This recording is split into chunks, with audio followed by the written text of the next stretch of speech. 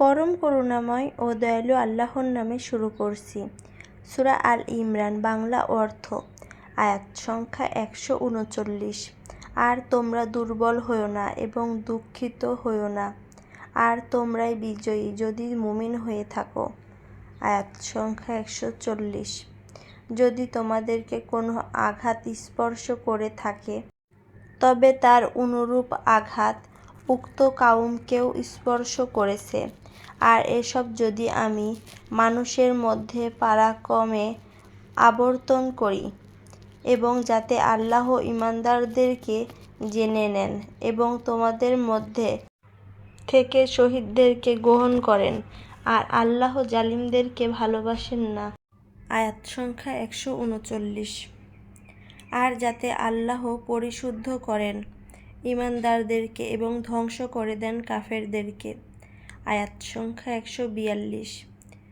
তোমরা কি মনে করো যে তোমরা জান্নাতে প্রবেশ করবে, অথচ আল্লাহ এখনও জানেননি তাদেরকে যারা তোমাদের মধ্য থেকে জিহাদ করেছে, এবং জানেননি ধৈর্যশীলদেরকে। আয়াত সংখ্যা 143।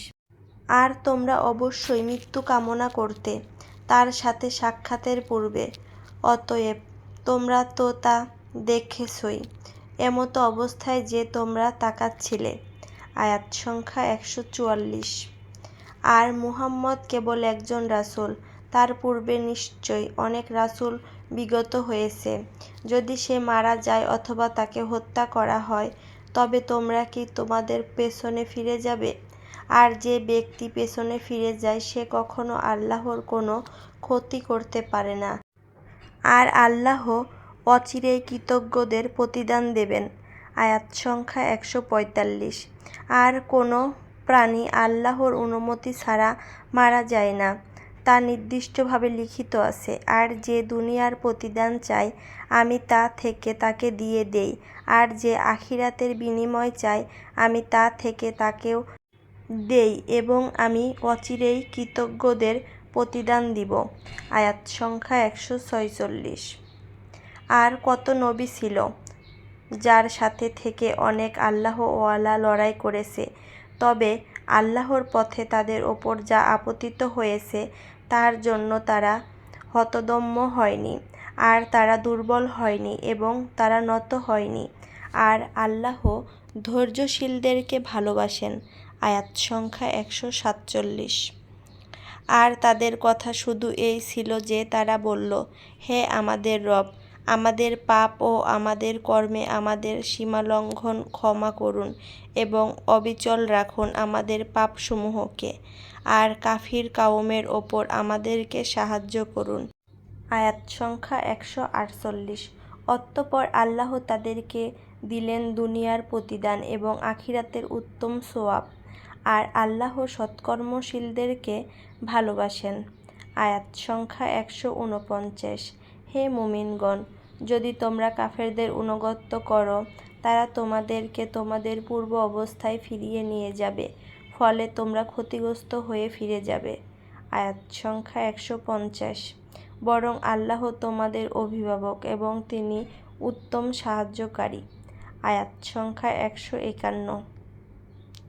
অচিরেই আমি কাফেরদের অন্তরসমূহে আতঙ্ক ঢেলে দেব, কারণ তারা আল্লাহর সাথে শরিক করেছে। সে সম্পর্কে আল্লাহ কোনো প্রমাণ নাজিল করেননি, আর তাদের আশ্রয়স্থল হলো আগুন, এবং জালিমদের ঠিকানা কতই না নিকৃষ্ট। আয়াত সংখ্যা 152। আর আল্লাহ তোমাদের কাছে তার ওয়াদা সত্যে পরিণত করেন, যখন তোমরা তাদেরকে হত্যা করেছিলে তার নির্দেশে। অবশেষে যখন তোমরা দুর্বল হয়ে গেলে এবং নির্দেশ সম্পর্কে বিবাদ করলে, আর তোমরা অবাধ্য হলে, তোমরা যা ভালোবাসতে তা তোমাদেরকে দেখানোর পর, তোমাদের মধ্যে কেউ দুনিয়া চায় আর কেউ চায় আখিরাত। তারপর আল্লাহ তোমাদেরকে তাদের থেকে ফিরিয়ে দিলেন যাতে তিনি তোমাদেরকে পরীক্ষা করেন, আর অবশ্যই আল্লাহ তোমাদেরকে ক্ষমা করে দিয়েছেন, এবং আল্লাহ মুমিনদের ওপর অনুগ্রহশীল। আয়াত সংখ্যা 153।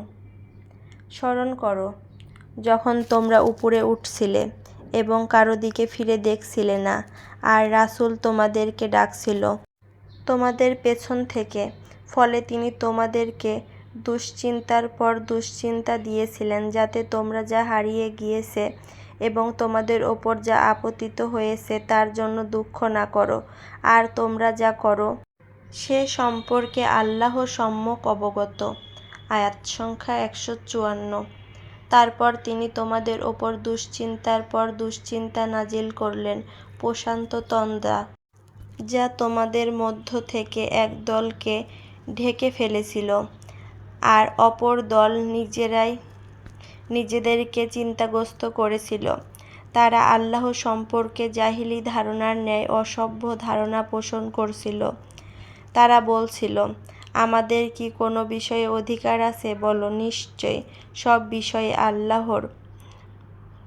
তারা তাদের অন্তরে লুকিয়ে রাখে এমন বিষয় যা তোমার কাছে প্রকাশ করে না।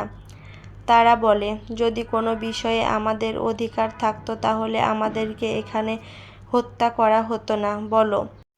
বলো, তোমরা যদি তোমাদের ঘরে থাকতে তাহলেও যাদের ব্যাপারে নিহত হওয়া অবধারিত রয়েছে, অবশ্যই তারা নিহত হওয়ার স্থলের দিকে বের হয়ে যেত। আর যাতে তোমাদের মনে যা আছে আল্লাহ তা পরীক্ষা করেন, এবং তোমাদের অন্তরসমূহে যা আছে তা পরিষ্কার করেন, আর আল্লাহ তোমাদের অন্তরের বিষয় সম্পর্কে পূর্ণ জ্ঞাত।